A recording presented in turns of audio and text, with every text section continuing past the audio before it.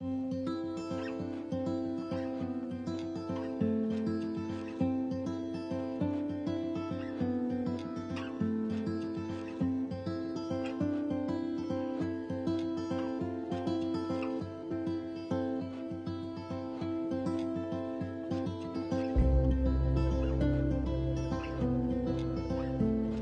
geehrte Damen und Herren, liebe Freundinnen und Freunde, im Namen von Ambra Laurenzi, der Präsidentin des Internationalen Ravensbrück-Komitees und der Gedenkstätte Ravensbrück, begrüße ich Sie herzlich zu dieser kleinen Ausstellungsvernissage. Im Jahr 1965 gründete sich das Internationale Ravensbrück-Komitee, ein Zusammenschluss der Lagerkomitees aus den einzelnen Ländern. Es waren Überlebende aus ganz Europa, die sich jährlich zusammenfanden, um in Projekten an ihre Gefangenschaft in Ravensbrück zu erinnern, vor allem aber an jene, die das Konzentrationslager nicht überlebt haben. Und immer blieb das Komitee in enger Verbundenheit mit der Gedenkstätte. Nicht zuletzt laden beide zusammen jedes Jahr zum Jahrestag der Befreiung ein. Heute wird das Internationale Ravensbrück-Komitee von einigen Überlebenden, vor allem aber von Töchtern, Söhnen und der Enkelgeneration getragen. Sie zeigen weiterhin viel Engagement, um die Erinnerung an Ravensbrück wachzuhalten.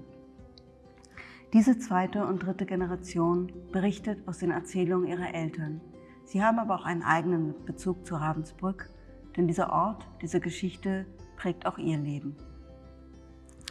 Die Idee zu dieser Ausstellung, die wir heute eröffnen, ist bei einem dieser Zusammentreffen 2019 in Italien in Gorica entstanden. In einem Europa, in dem nationale und nationalistische Narrative immer stärker werden, wollten die Mitglieder des Komitees der Vielstimmigkeit, der Heterogenität, dem Fremden, aber auch der Solidarität, denen ihre Angehörigen im Lager begegneten, Ausdruck verleihen. Viele der Überlebenden haben berichtet, dass sie im Lager inmitten des Schreckens auch neue Welten kennenlernten, andere Meinungen und Haltungen, die sie mit in ihr weiteres Leben nahmen. Den Fotografien ihrer Mütter aus der frühen Nachkriegszeit stellen die Angehörigen eigene Texte an die Seite, die aus dem Leben von 24 unterschiedlichen Frauen aus verschiedenen Ländern mit anderen Erfahrungen erzählen. Es sind 24 Faces of Europe. 2 der porträtierten Frauen haben Ravensbrück nicht überlebt. Ihre Fotografien stammen aus der Zeit vor der Verhaftung. Die Fotografien aus dem zivilen Leben verweisen bei jenen, die überlebten, auf das Leben nach dem Lager, das häufig ganz anders verlief, als sie sich das erträumt hatten. Auch davon berichten die begleitenden Texte. Da diese Ausstellung derzeit aus Gründen der Pandemie nicht besucht werden kann, haben wir uns entschlossen, sie Ihnen auch als Online-Ausstellung zur Verfügung zu stellen. Diese Exposition hier vor Ort wartet aber in den nächsten Monaten darauf, dass Sie sie hoffentlich besuchen können. Ambra Laurenzi und ich danken dem Ausstellungsteam um Insa Eschebach, Scharka Kodlekova, Katharina Kotzkova, Stefan Ostschadka, Janine Bochert, Rüdiger Hahn und Britta Pawelke. Für die Online-Fassung danken wir Lehmann und Werder Museumsmedien. Und nun lade ich Sie herzlich ein in die Ausstellung Faces of Europe. В лагері я видела маму лишь однажды. Ее сожгли в печах крематория в концентрационном лагере. Там она была лишена всего, у нее нет даже могилы. Помню, как однажды мы с мамой пошли на работу к папе за ключами. Двери за нами захлопнулись. Мы шли по красивым местам. И вдруг я спросила маму: «Мама, откуда я появилась?» Она ответила: «Я нашла тебя под кустом роз». Вокруг нас все было таким красивым, что я ей поверила.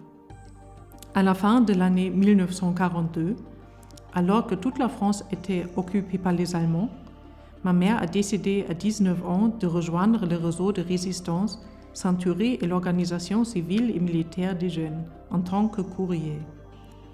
Le 31 juillet 1944, elle a été trahie par un des membres du réseau, arrêtée par le Gestapo, torturée et transférée le 15 août 1944 au départ de Pantin par le dernier train ayant émené des déportés de la région parisienne. Elle a réussi à jeter un papier du train lors du départ vers l'Allemagne. et ce papier a été plus tard retrouvé par un inconnu qui l'a transmis à sa mère à Paris. Chers parents bien-aimés, je suis encore dans un état relativement bon. Je vous aime, ayez confiance, je serai bientôt avec vous. Faites-moi confiance et croyez en moi. Ma mère n'est jamais retournée à Ravensbrück et n'a jamais élevé ses enfants dans la haine des Allemands.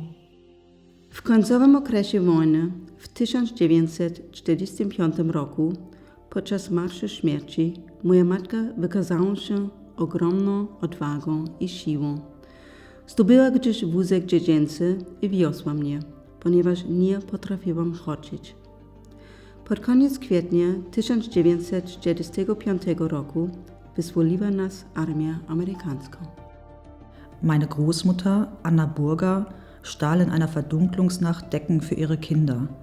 Gesehen und verraten wurde sie 1940, mit dem Vermerk keine Rückkehr erwünscht verhaftet und zu einem Jahr Zuchthaus verurteilt.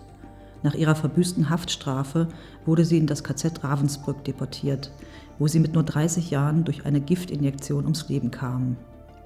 Erinnerungen an meine Großmutter habe ich nur durch Bilder und Erzählungen meiner Mutter und durch jahrelange Recherchen.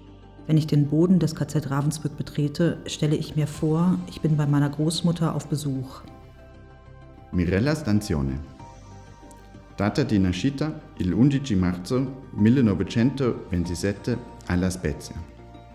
Da ottobre 44 ad aprile 45 a Ravensbrück. Ravensbrück ha rappresentato un'interruzione violenta nella vita di mia madre. Mia madre diceva spesso che non sarebbe sopravvissuta a quell'inferno all'età di 17 anni se non ci fosse stata sua madre. Resto con lei per tutta la sua prigionia. Durante la prigionia a Ravensbrück, mia madre si è sentita soprattutto una vittima innocente e non si è liberata mai più di questa amara sensazione. Dalle note di Ambra Laurenzi, figlia di Mirella Stanzione.